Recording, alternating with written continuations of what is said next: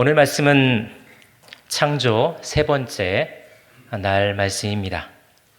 우리가 창세기 1장 1절에서 태초에 하나님이 천지를 창조하시니라 라는 말씀을 통해 그 천지, 즉 하늘천, 우리 하늘에 대해서 지난 시간에 봤다면 오늘은 땅, 지에 대해서 오늘 말씀하고 있습니다.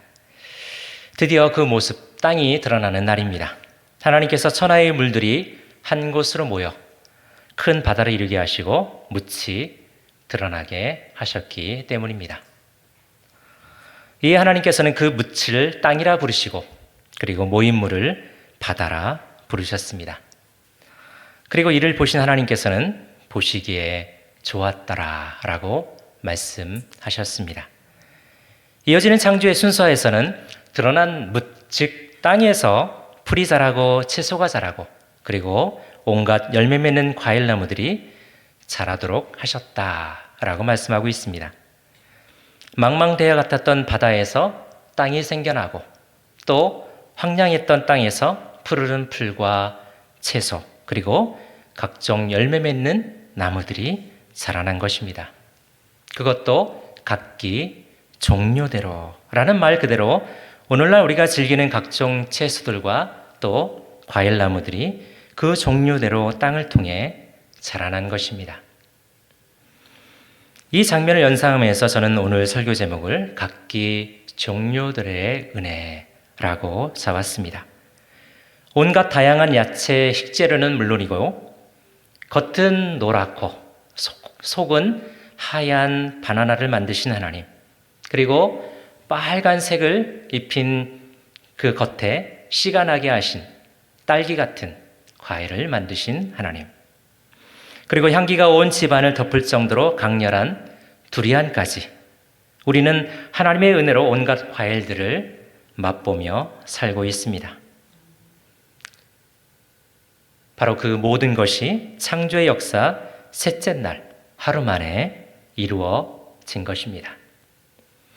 진화론에서 말하는 오랜 세월을 거쳐서 하나씩 진화된 것이 아니란 말입니다.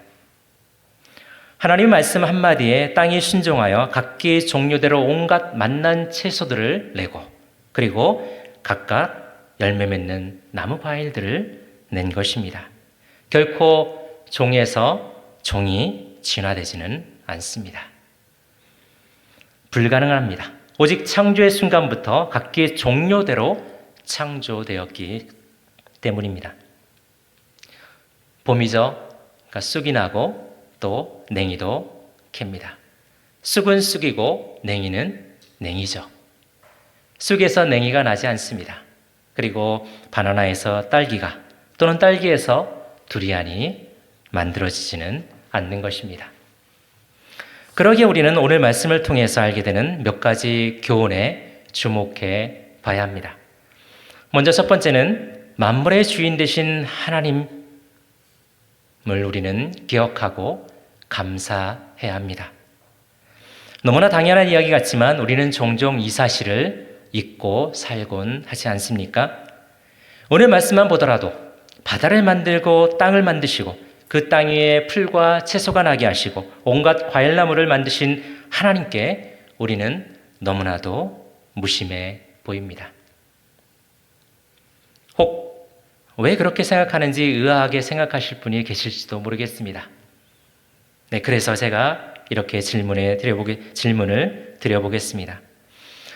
자, 여러분은 오늘 이 자리에 오기까지 하나님께 감사의 말을 얼마나 하셨는가요? 땅을 만들어주신 하나님께 이곳을 걸어오면서까지 여러분은 감사해 보셨습니까?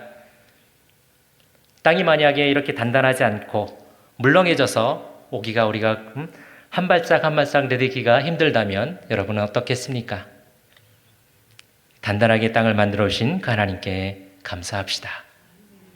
또 푸르른 자연이 이제 점점 만들어지고 있습니다. 삭막했던 겨울, 그 겨울이 지나고 나니 어떻습니까, 여러분? 마음도 조금은 넓어지고 푸르러지지 않습니까? 푸른 하늘처럼, 그리고 녹색의 그런 자연처럼. 여러분 그 자연을 보면서 감사해 보셨습니까? 네. 또 여러분 아침마다 그리고 점심마다 그리고 저녁 오늘 오시기까지 여러분 만난 음식들 드시고 오셨죠? 네. 여러분 드신 그 채소들, 드신 여러분 음식들 하나님, 그 하나님께 여러분 감사하고 오셨습니까? 물론 식사하실 때 여러분 감사하기도 하고 드셨으리라 믿습니다. 네. 그처럼 우리는 우리의 건강을 위해서라면 유기농 채소를 찾고 그리고 건강에 좋다는 것은 유행 따라 이것저것 찾아 먹곤 합니다. 아주 좋은 것입니다. 잘못된 것이 아닙니다.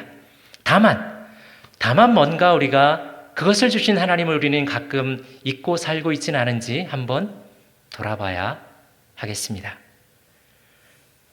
그것이 우리가 그 잊고 살았던 것, 즉 하나님에 대한 생각과 그 하나님께 감사하는 마음, 그것을 우리는 잊지 않았는가를 돌아보자는 것입니다.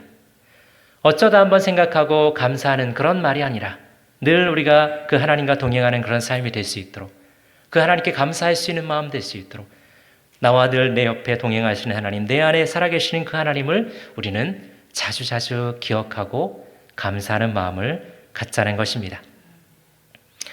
그래서 우리는 의식적으로 하나님을 기억하고 감사해야 한다라고 말씀드리고 싶습니다. 그런 다윗을 우리 한번 소환해 보겠습니다. 역대상 29장 11절부터 13절의 다윗의 고백입니다. 우리 함께 말씀을 함께 읽어보겠는데 좀 긴 구절이라 제가 11절을 읽고 여러분들이 12절 그리고 같이 13절을 한번 읽어보겠습니다. 제가 11절 먼저 읽겠습니다.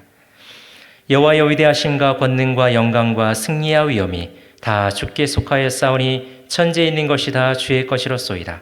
여호와여 주권도 주께 속하였사오니 주는 높으사 만물의 머리심이니이다.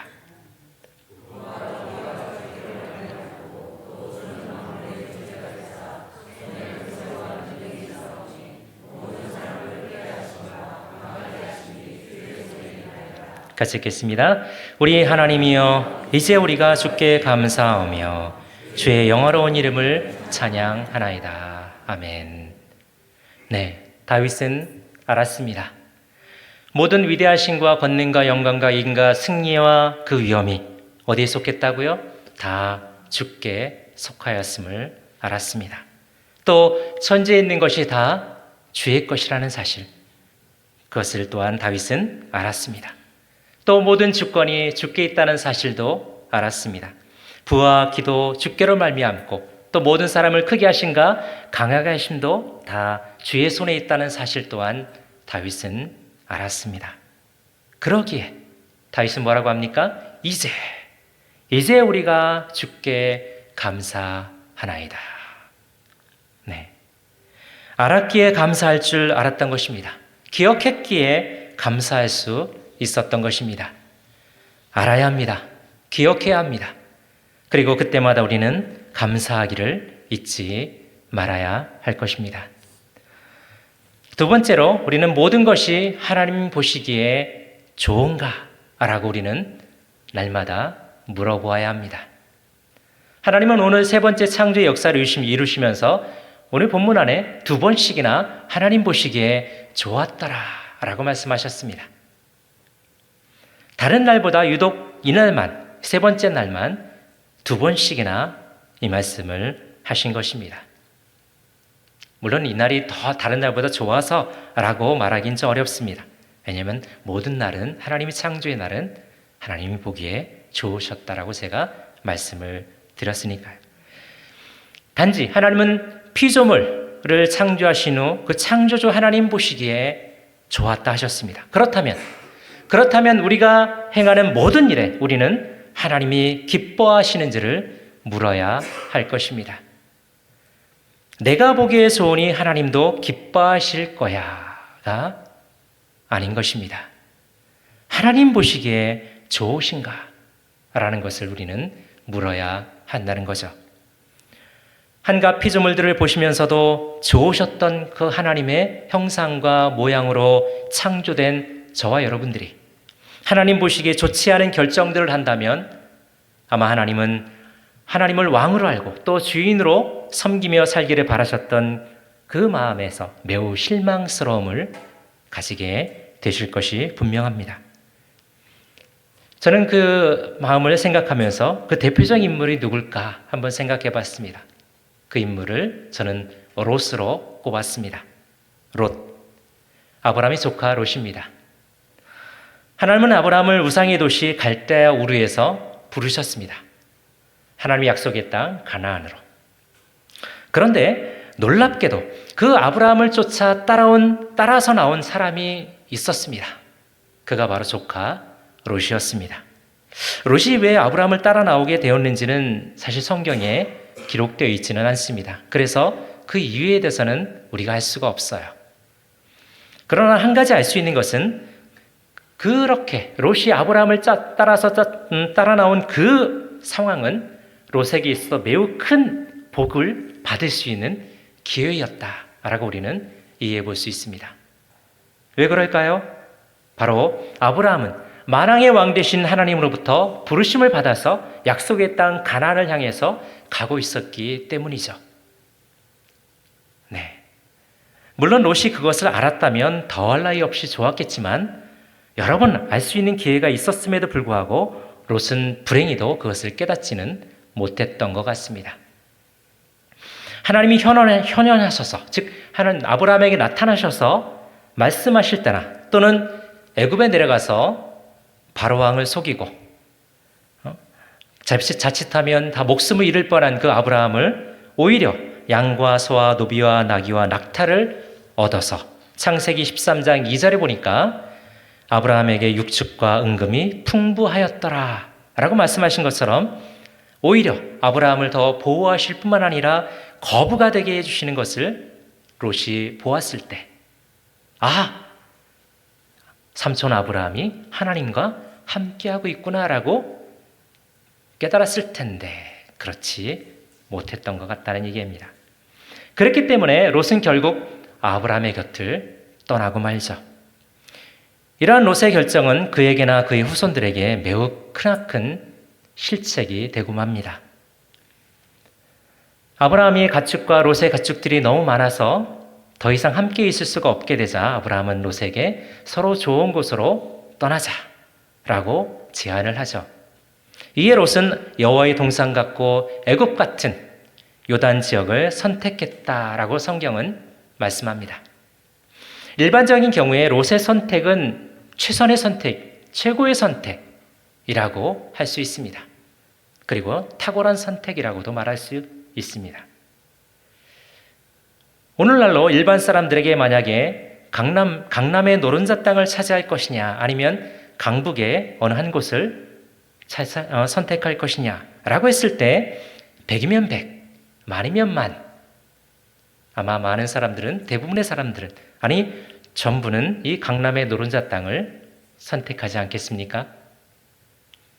저도 새벽 설교 시간에 이 부분을 설교하면서 아브라함도 여호와의 동산 같은 바로 그 요단 지역을 갖고 싶었을 것이다라고 말씀드렸었습니다.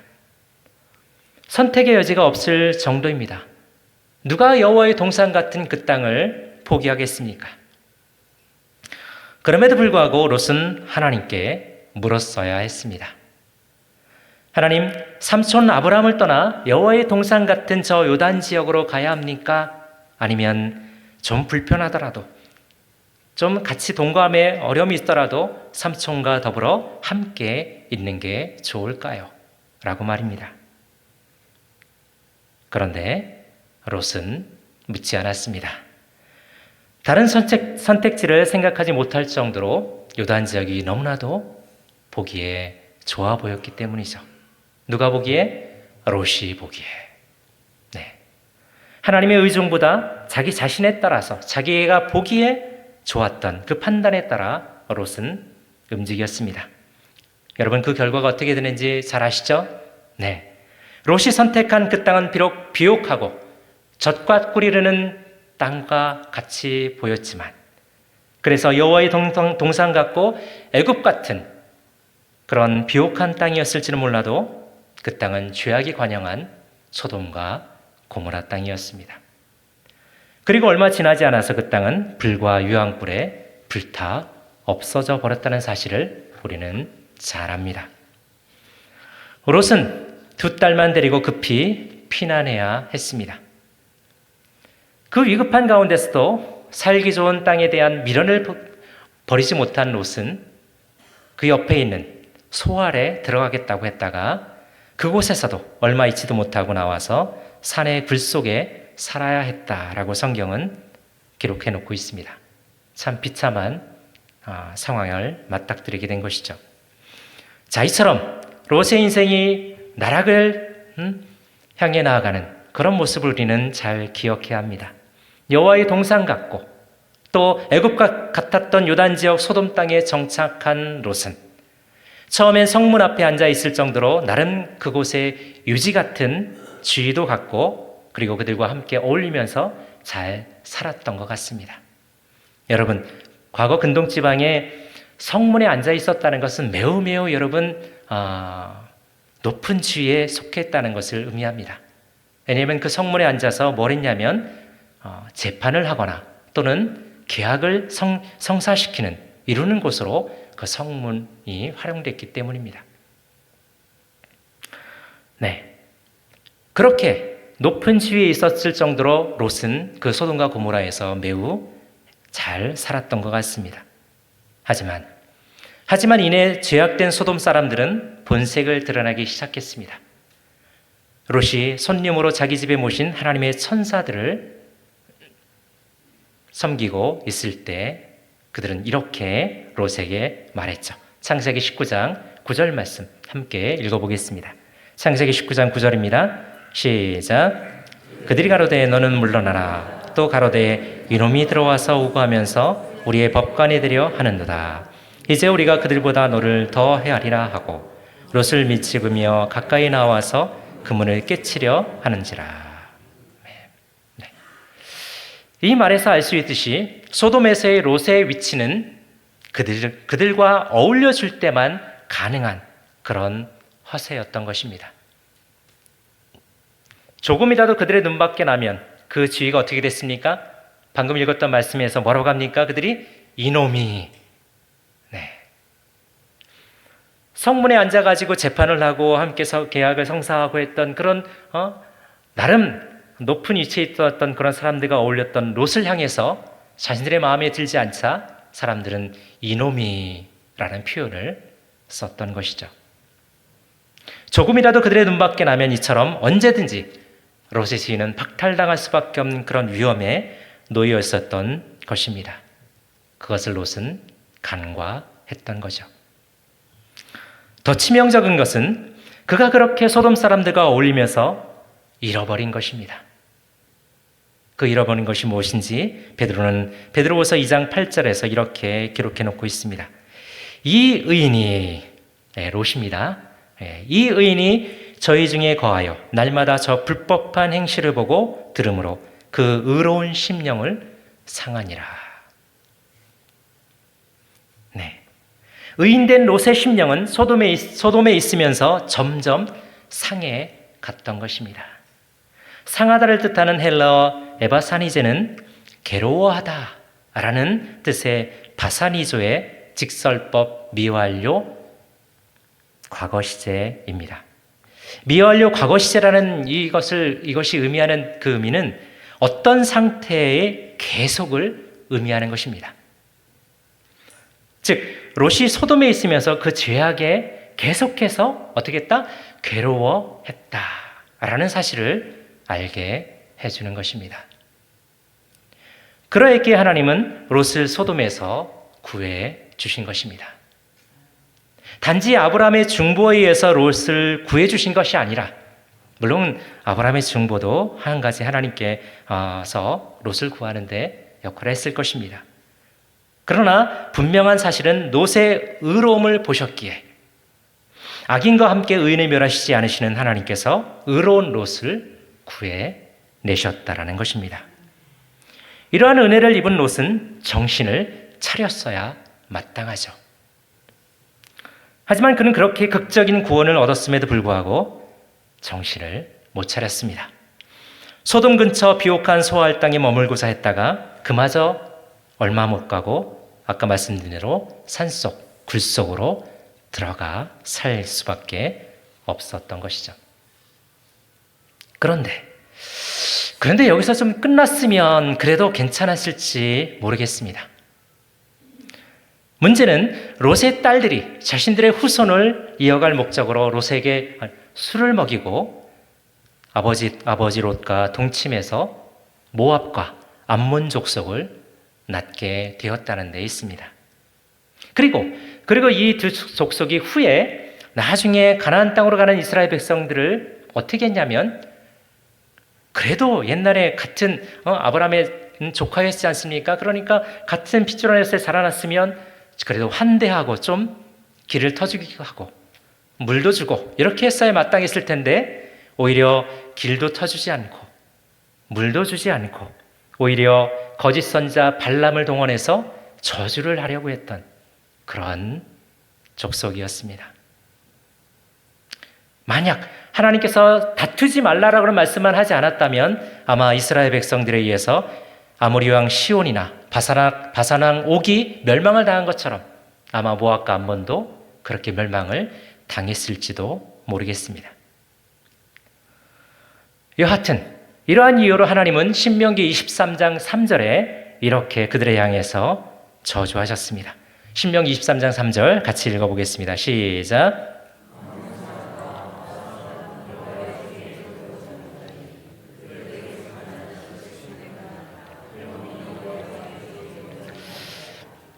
네.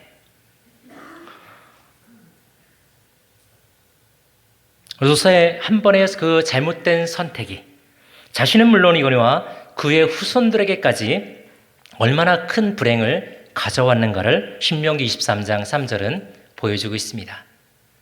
그들에게 구원은 없었습니다. 영원히 여호와의 총회에 들어오지 못하게 하셨기 때문입니다. 네. 이 얼마나 큰 불행을 가져왔는지 우리는 롯을 통해서 우리는 잘 이해해 볼 수 있을 것입니다. 따라서 우리는 매 순간마다 예수님이라면 어떻게 하실까? 라는 이 질문을 물어서 과연 이것이 하나님을 기쁘시게 하는 결정인가를 우리는 생각해 보아야 할 것입니다. 우리 한번 따라해 볼까요? 예수님이라면 어떻게 할까요? 네. 우리의 삶 속에서 여러분이 문제에 부닥쳤을 때 과연 예수님이라면 어떻게 하셨을까요? 하실까요? 라고 물으심을 통해서 우리의 결정이 아니라 예수님의 결정을 순종하시는 저와 여러분이 되셨으면 좋겠습니다.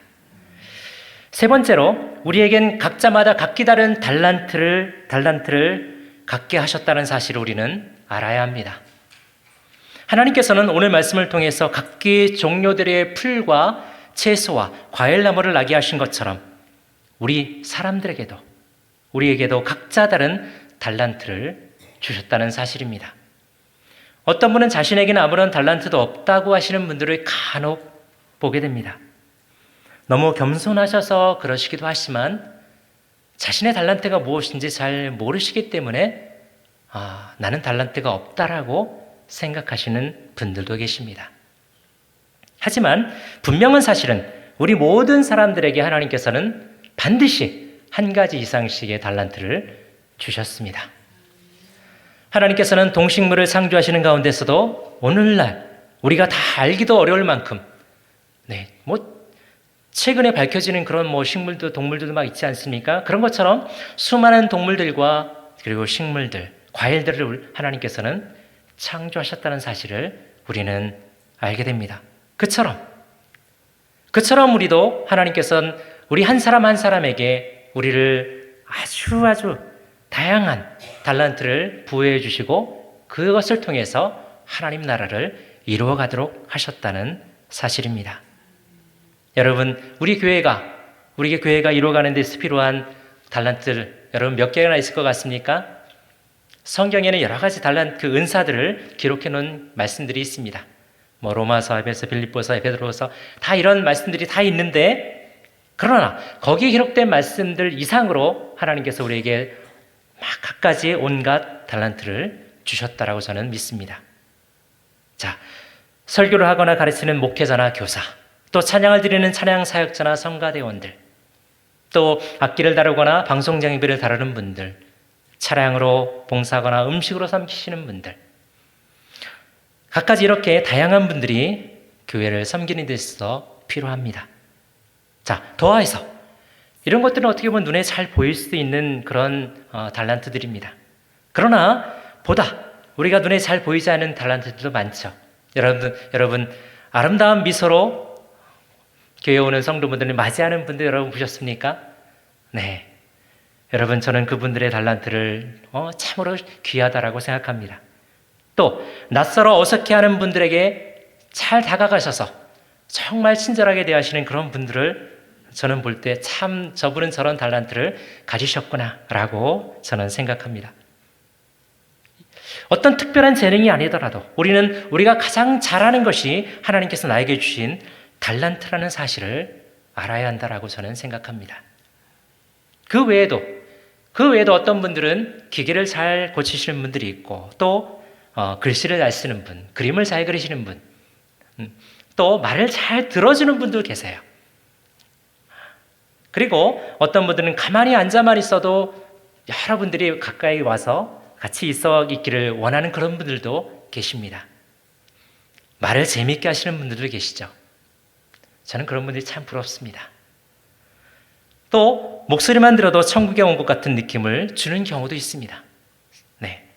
이렇듯 수없이 많은 달란트를 가진 분들이 모여 이룬 것, 그것이 바로 교회요, 또 우리의 공동체다라고 저는 믿습니다.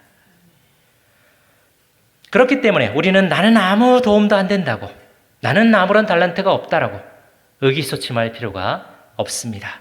우리 모두는 하나님께서 꼭 필요한 우리 교회, 우리 진주성북교회에 꼭 필요한 달란트를 주시고 이곳으로 부르셔서 함께 믿음 생활할 수 있도록 하나님께서 인도하신 분들이기 때문입니다. 물론 어떤 분들은 참 많이 드러나는 분도 있을 겁니다. 그러나 어떤 분들은 아무도 몰라주는 곳에서 아무도 모르게 그렇게 자신의 은사를 드러내며 우리 교회를, 이 진주성북교회를 아름답게 만들어가고 있으리라 믿습니다.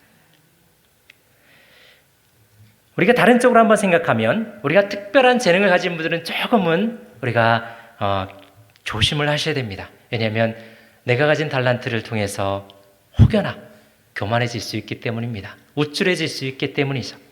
하지만 여러분, 모든 달란트는 하나님의 몸된 교회라는 이 공동체를 이루라고 하나님께서 주신 은사입니다. 그러니까 누구 겁니까 여러분? 그 은사는, 그 달란트는 내 것이 아닙니다. 하나님의 것이죠. 하나님께서 우리에게 그 은사를 통해서 하나님의 몸된 교회를 세워가라고 그렇게 주셨다는 사실을 우리는 잊지 말아야 합니다. 그리고 반드시 나는 하나님께 주신 달란트를 한 가지는 반드시 갖고 있다는 사실도 잊지 마시기 바랍니다. 자, 마지막 네 번째로 하나님의 말씀 앞에 우리는 순종할 때 우리는 좋은 결과를 얻는다는 사실을 잊지 말아야 합니다.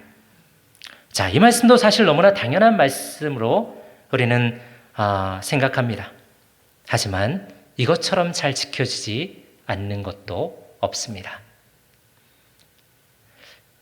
자, 예를 들어보겠습니다. 우리는 하나님의 말씀을 뭐라고 합니까? 영의 양식이다 라고 우리는 알고 있습니다. 그런데 과연 우리는 육의 양식으로 하루 3끼를 먹듯이 영의 양식인 성경을 우리는 날마다 읽고 있는가? 또 우리는 기도를 우리 영혼의 호흡이다 라고 우리는 알고 있습니다. 우리는 아무 생각 없이 가만히 있어도 우리는 의식 없이 호흡을 합니다. 그렇다면 여러분, 그렇게 기도를 하십니까? 네. 우리는 예수 그리스도의 은혜로 구원받아서 하나님의 자녀가 되었고 또 의인이 되었다라고 믿습니다. 그렇다면 과연 우리는 그 의로운 삶을 우리는 우리 삶 속에서 살아내고 있는가? 네. 우리는 한번 진지하게 생각해 보아야 합니다. 저도 마찬가지고요.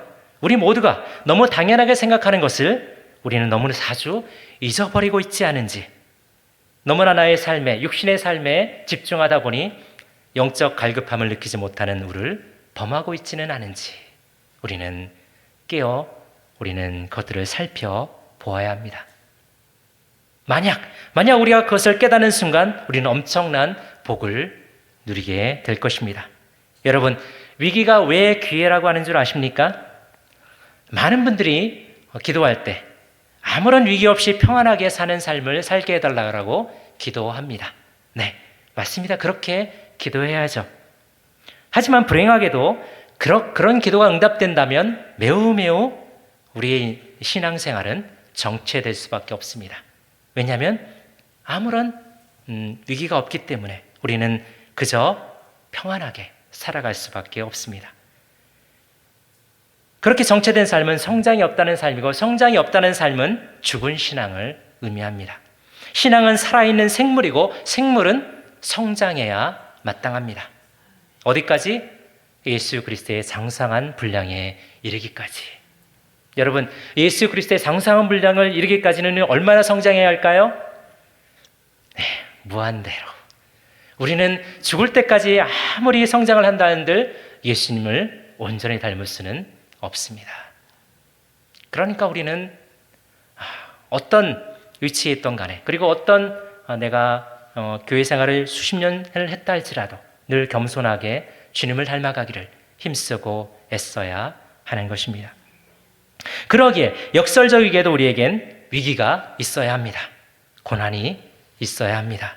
그래야 하나님을 찾게 되고 하나님의 은혜를 경험하게 되기 때문입니다. 물론 그렇다고 하나님 나에게 고난을 주세요, 하나님 내가 정말 위기에 처하길 원합니다, 이렇게 기도하라는 말씀은 아닙니다.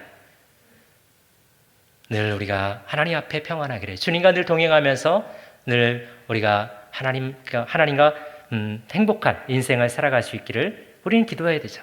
그러나 우리가 가끔 닥치는 그 위기와 고난 속에서 우리는 그것이 나를 낙담시키고 나를 넘어뜨리는 것이 아니라 더욱더 하나님께 가까이 하고 더 하나님을 의지하게 되고 하나님께서 나를 더욱더 성장시키는 그런 계기로, 위기를 기회로 만들어가는 우리 신앙생활이 되어야 한다는 것입니다. 여러분, 아브라함이 약속의 아들 이삭을 얻고 기뻐서 잔치를 배설한 다음에 놀랍게도 그 다음 장이 무슨 내용인지 아십니까? 그 다음 장은 22장입니다. 즉 하나님께서 아브라함에게 아들 이삭, 독생자 이삭을 모리아산에 갖다 번제로 바치라고 하는 내용입니다. 신앙에 당연한 것은 없습니다. 수없이 다가오는 고난과 역경의 순간순간에도 하나님 말씀에 순종할 때, 그때서야 비로소 견고한 신앙의 좋은 열매를 우리는 맺게 되는 것입니다. 이삭을 바치기 위해서 모리아산으로 가는 아브라함처럼 말입니다. 이제 말씀을 마무리하도록 하겠습니다. 만물의 주인 되신 하나님을 여러분 기억하시기 바랍니다. 그래서 그 하나님께 늘 감사하기를 잊지 않는 여러분 되시기를 바랍니다. 이것을 잊어버리는 순간 우리의 신앙은 내가 복음이 되어버립니다. 두 번째로, 모든 것이 하나님 보시기에 좋은가를 물으시기 바랍니다.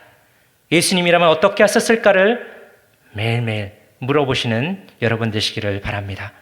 세 번째는 우리 각자에게 각기 다른 달란트들을 하나님께서 주셨다는 사실을 잊지 마시기 바랍니다. 마지막 네 번째는 하나님 말씀에 순종함으로써 우리는 견고한 신앙의 좋은 열매를 풍성히 맺게 된다는 사실을 잊지 마시는 저와 여러분 되시기를 간절히 바랍니다.